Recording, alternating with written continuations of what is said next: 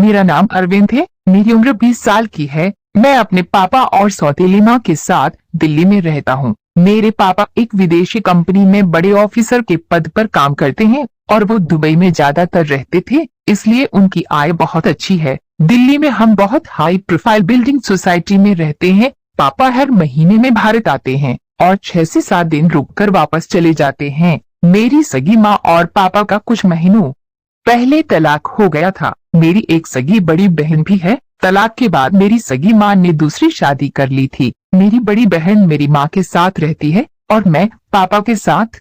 तलाक के कुछ दिन बाद मेरे पापा ने भी दूसरी शादी कर दी थी। मेरे पापा दिखने में काफी स्मार्ट और यंग हैं और पैसे वाले भी हैं, इसलिए एक मध्यम परिवार ने पैसों के लालच के कारण अपनी खूबसूरत लड़की की शादी मेरे पापा से कर दी। मेरी सौतेली माँ का नाम शीना है। वो 28 साल की है। वह एक पढ़ी लिखी और दिखने में संस्कारी औरत है। शादी के बाद वो अपने बेटे की तरह मेरा ख्याल रखती थी। शादी के कुछ दिन बाद मेरे पापा को उनके ऑफिस दुबई में जाना पड़ा तो वो अकेले ही चले गए थे। अभी मैं और मेरी सौतेली माँ शीना अकेले ही घर में रह रहे थे। मेरे पापा करीब 1 महीने बाद ही आने वाले थे, इसलिए धीरे धीरे मैं और शीना अच्छे दोस्त बन गए थे। मैं उसको मॉम कहकर बुलाता था और वह मुझे प्यार से अभी कहकर बुलाती थी, लेकिन वो थी तो मेरी सौतेली माँ ही। एक दिन रात को मैं और मॉम हॉल में टीवी देख रहे थे। तभी मेरे दिमाग में एक तरीका आया। मैं बोला, मॉम टीवी से बोर हो रहा हूँ, कोई अच्छा प्रोग्राम भी नहीं आ रहा है। मॉम बोली, अभी सही कह रहा है तू, कुछ खास नहीं आ रहा है आज। फिर मॉम ने टीवी बंद कर दिया और बोली, क्या करें, कैसे टाइम पास करें। मैं बोला, मॉम बातें करते हैं या फिर ताश के पत्ते खेलते हैं। मॉम बोली, ठीक है, ताश खेलने के साथ साथ बातें भी कर लेंगे। मैं अपने कमरे से ताश के पत्ते लाया और बोला, मॉम थोड़ा 3 पत्ती टाइप खेलते हैं। जो जीतेगा वो हारने वाले से कुछ भी पूछ सकता है और कुछ भी करा सकता है। अब मॉम ने 10 सेकंड सोचा और बोली, ठीक है।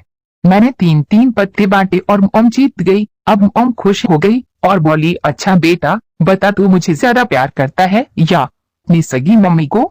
तो मैं बोला, मॉम जब से आप मेरी माँ बन के आई हो तब से मैं अपनी सगी माँ को भूल ही गया हूँ। आप जितना मेरा ख्याल और मुझे प्यार करती हो तो ऐसा लगता है कि आप ही मेरी सगी माँ हो। और ऐसा बोलकर मैंने अपना चेहरा रोने टाइप वाला भावुक वाला कर दिया। मॉम मेरा यह जवाब सुनकर बहुत ही भावुक हो गई और बोली, मेरा प्यारा बेटा अभी। फिर मॉम बोली, बेटा मैं तुझे कभी दुखी नहीं होने दूंगी। मॉम ने अगली बाजी के लिए पत्ते बांटे और इस बार वापस मॉम जीत गई और बोली, अच्छा बेटा हमारी कोई भी आपस की बातें तू अपने पापा को कभी नहीं बोलेगा ना।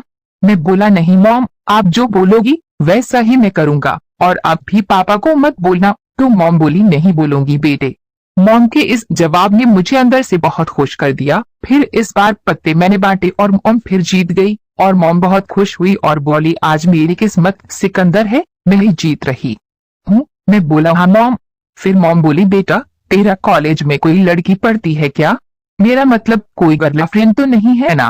पूरा पढ़ाई में ही ध्यान देता है ना, क्योंकि तुझे भी आगे चलकर अपने पापा की तरह बड़ा बनना है। मैं बोला, मॉम आपकी कसम मेरा ऐसा कोई चक्कर नहीं है और मैं इन सब चीजों से दूर ही रहता हूँ। मेरा पूरा ध्यान पढ़ाई और अपने फ्यूचर कैरियर पर ही फोकस है। यह सुनकर मॉम बोली, वेरी गुड बेटे, मुझे तुझ पर गर्व है। इस बार मॉम ने पत्ते बांटे और भगवान का शुक्रवार है कि इस बार मैं जीत गया। मैं थोड़ी चिंता में पड़ गया कि मैं मॉम से क्या पूछूं। फिर मैंने सीमा मॉम से कहा, मॉम आप नाराज तो नहीं होंगी ना मेरे सवाल से?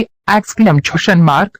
मॉम बोली, अरे बेटा तू कुछ भी पूछ, तुझे सभी छूट है। मैंने मॉम से पूछा, मॉम आप इतनी खूबसूरत हो और इतनी पढ़ी लिखी होकर आपने पापा जैसे 44 साल के तलाकशुदा आदमी के साथ शादी क्यों की?